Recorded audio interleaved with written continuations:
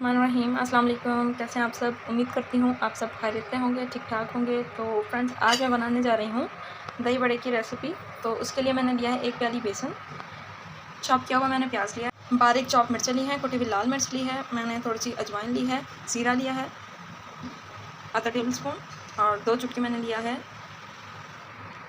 मीठा सोडा, और 1/2 table spoon मैंने लिया है नमक। तो चलिए आइए इसे बनाना स्टार्ट करते हैं। एक बाउल ले लेंगे, इसमें हम ऐड कर देंगे हमारा बेसन, जो 1 प्याली हमने लिया है। बेसन मैंने ऐड कर दिया है, साथ ही हम ये सारे स्पाइसेस इसमें ऐड कर देंगे।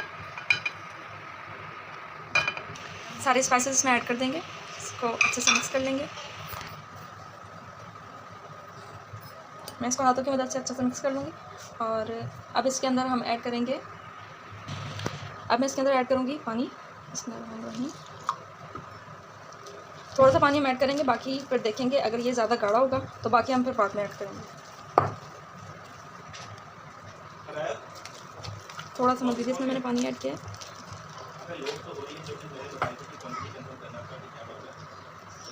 इसको अच्छे से मिक्स कर लो।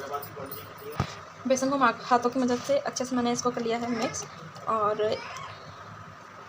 एक पैन मैंने चढ़ा दिया है चूल्हे पे, इसमें मैंने ऑयल ऐड कर दिया है। ऑयल जैसे ही गर्म होगा तो हम इसमें हमारे दही बड़े ऐड करेंगे। ऑयल हमारा अच्छे से गर्म हो चुका है। अब मैं इसके अंदर ऐड करूँगी हाथों की मदद से दही बड़े। ऐसे लेंगे हाथों की मदद से और ऐसे डाल देंगे कढ़ाई के अंदर।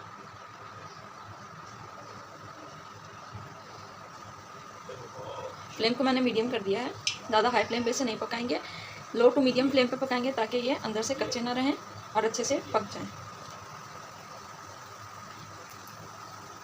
मैं अब सारे इसमें ऐड करूँ जितने इस कढ़ाई के अंदर आ सकते हैं, फिर आपको दिखाती हूँ। तो फ्रेंड, जैसे कि आप देख सकते हैं पकोड़े मैंने इसमें ऐड कर दिए हैं। और अब इनको हम अच्छे से फ्राई करेंगे, तकरीबन 4 से 5 मिनट के लिए। लाइट ब्राउन होने तक हम इसको पकाएंगे।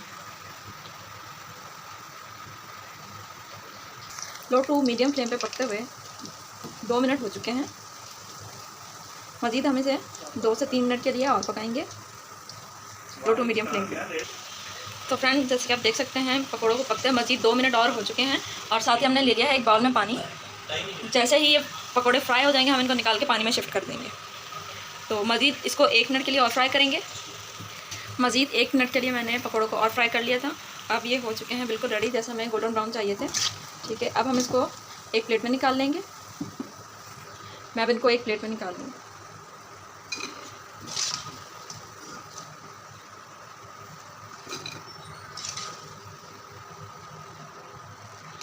तमाम पकौड़ों को मैंने एक प्लेट में निकाल लिया है।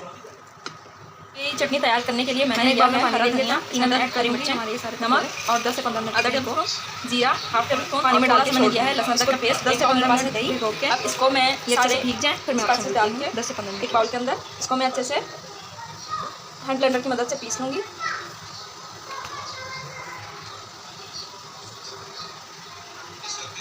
साथ ही मैंने लिया है थोड़ा सा पानी, इसमें ऐड करेंगे थोड़ा सा पानी और हैंड ब्लेंडर की मदद से हम इसको कर लेंगे अच्छे से बीट। बिस्मिल्लाहिर्रहमानिर्रहीम।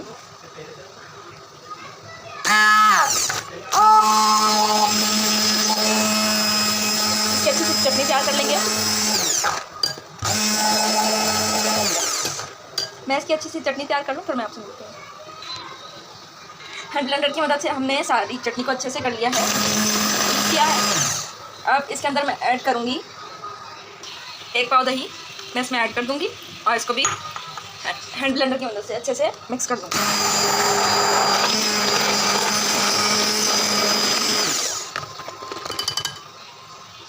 दही डाल के इसको भी मैंने अच्छे से बीट कर लिया है। तो आप देख सकते हैं चटनी का कलर कुछ ये ग्रीन सा आ गया, बहुत ही नाइस कलर आया इसका, पिस्ताचियो कलर।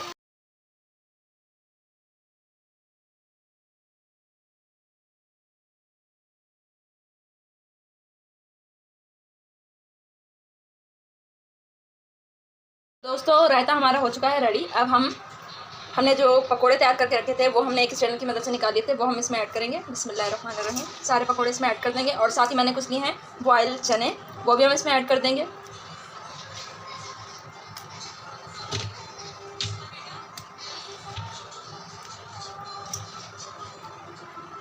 सारे पकोड़े मैंने कर दिए हैं इसके अंदर ऐड।